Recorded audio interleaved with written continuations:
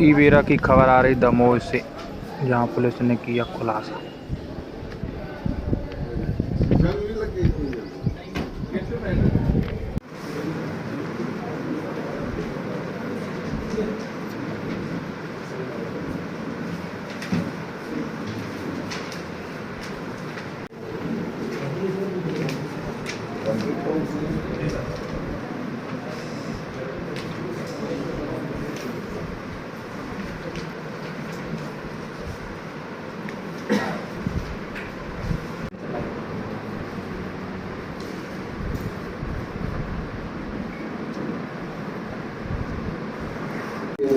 शैलेंद्र अवस्थी। हमने गिरफ्तार आरोपियों के नाम बताए। वैसे गोरक्षक के संगठन भी बनाए हुए थे लड़के। नहीं, ये सब हमारी जांच का विषय नहीं है। लाओ यार, इनसे जब्त हुआ है। ये कार्रवाई भी थाना प्रभारी दमोह द्वारा मुझे सूचना के आधार पर की गई है और इनसे हमने इनके खिलाफ हमने आंशिक कार्रवाई की है। इसका भी एफआईआर आपको प्रस्तुत कर इस बात पर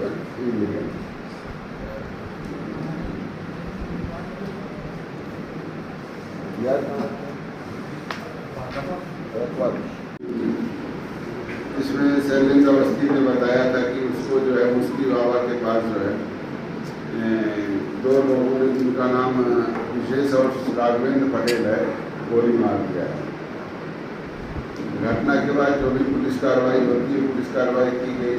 पुलिस कार्रवाई में जैसे उसका स्टेटमेंट देना, उसका इलाज, उसका बयान, उसके बयान के आधार पर एफआईआर देना, इसके आधार पर प्रथम दृष्टया की गोली लगी थी। इस आधार पर 307 का अपराध जो है विशेष और राघवेंद्र पटेल की कायम किया गया। उसके बाद जब घटनास्थल के बारे में जांच किया गया तो पाया गया कि घटनास्थल जिस जगह को बताया गया वो घटनास्थल है ही नहीं। वहाँ पे किसी व्यक्ति ने इस तरह की किसी भी प्रकार की घटना से इनकार किया। दूसरा, जब आरोपियों के बारे में पता किया गया तो आरोपी जो है कहीं और उपलब्ध थे। 3 आरोपी थे, वो आने को भी तैयार थे। और तो प्रथम दृष्टया लगा कि घटना का स्वरूप कुछ भिन्न है, इसलिए इस पर जाँच करना बहुत जरूरी है। और इसलिए हम लोगों के द्वारा थाना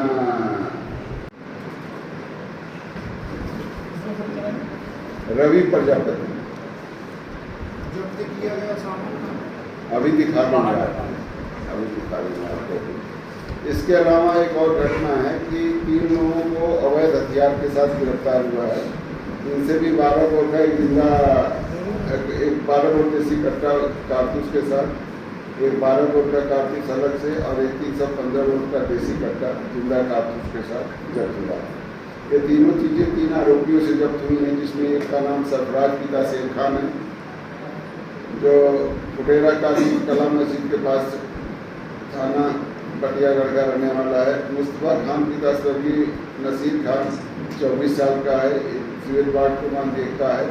नीलेश उर्फ पिट्टू पिता खेमचंद राज किया गया कि आई विटनेस क्या बताते हैं, क्योंकि जो रिपोर्ट करता था शैलेंद्र अवस्थी जो मजदूर था, वो जो है रिफर हो गया था क्योंकि गोली जो है उसके अंदर रह गई थी। एक्सरे में आया था कि गोली अंदर है शरीर के, तो उसको जबलपुर रिफर कर दिया गया था, जो अभी सामान्य स्थिति में है, खतरे से बाहर। तो मुखबिर रवि प्रजापति से जब बात हुई तो उसने बताया कि कुछ समय पहले कृति स्तंभ के पास ब्रजेश और राघवेंद्र के साथ झगड़ा हुआ था और इन लोगों से एक पुराना भी झगड़ा था। जब पिछली साल इसने शैलेंद्र ने इन लोगों को पकड़ के मारपीट की थी, इस पर भी केस रजिस्टर है। तो झगड़ा हुआ था, झगड़े से मुकदमा लगभग अप्रैल महीने में कायम हुआ है कोतवाली में। शैलेंद्र अवस्थी गए थे, तो उन्होंने एक षड्यंत्र रचा कि कैसे किया जाए कि इस तरह के इनको फंसाया जा सके। तो इन्होंने क्या किया कि एक घटना रचित करने के लिए अपने पास मौजूद देसी रिवाल्वर से गोली चलवाई। अब कोई एक्सपर्ट था नहीं, जो चलाने वाला भी था, तो गोली ऐसे लगी कि कभी अंदर जाके फंस गई। उसके बाद ये लोग मजबूरी में कोतवाली पहुँचे, अरे अस्पताल पहुँचे तत्काल। और इन्होंने घटनास्थल इसीलिए ऐसी जगह को बताया जहाँ आरोपियों के घर का जाने का रास्ता, यानी मुफ्ती बाबा पथरिया रोड का। तो इससे काफ़ी चीज़ें क्लियर हुई। जब पूछताछ की गई तो पूछताछ में सारी बातें साफ हुई और सारी बातें साफ होने के बाद इन सब लोगों की निशानदेही पे फरियादी शैलेंद्र अवस्थी के घर की तलाशी ली गई। तलाशी में उसके घर से जो चीज़ें मिली वो अपने आप में बड़ी चौंकाने वाली थी, जिसमें मौके से एक पिस्टल 32 बोर का, जिसमें 7.65 mm का जिंदा कारतूस जब्त हुआ, एक खाली खोखा जब्त हुआ, एक रिवाल्वर जब्त हुई, एक 12 बोर की बंदूक, 4 जिंदा कारतूस, एक चाकू और 1 किलो 50 ग्राम गांजा भी जब्त हुआ। और साथ ही साथ घटना जब घटी थी तो कहीं न कहीं उसका निशान होना चाहिए, तो एक बेडशीट में खून लगी हुई बेडशीट भी जब्त हुई थी। इससे साबित हुआ कि इन लोगों ने ये घटना घटित की अब खुद ही बनाई थी, न कि ब्रजेश और राघवेंद्र ने घटना घटित की। इसके आधार पर हमने 2 आरोपी गिरफ्तार किए, रवि पिता मोहन प्रजापति, जितेंद्र पिता राजकुमार अवस्थी और एनडीपीएस एक्ट में जितेंद्र पिता राजकुमार अवस्थी। इस तरह 2 मामलों में इन लोगों की गिरफ्तारी हुई है और मामले में और जांच चल रही है और जांच के बाद अगली कार्रवाई की। जैसा आपको मालूम है कि ये घटना 25 तारीख की है और ये घटना शहर में घटी थी, गंभीर घटना थी। इस घटना का खुलासा का जो सबसे प्रमुख तत्व यह है कि घटना में सबसे महत्वपूर्ण घटना स्थल होता है। तो घटना स्थल पर गई जब पुलिस, तो पुलिस को कहीं से भी कोई ऐसा एविडेंस नहीं मिला कि घटना उक्त स्थान पर घटी है। कोई ना व्यक्ति बताने को तैयार, तो वहाँ मौजूद लोग भी इन्होंने हर तरह से इनकार किया।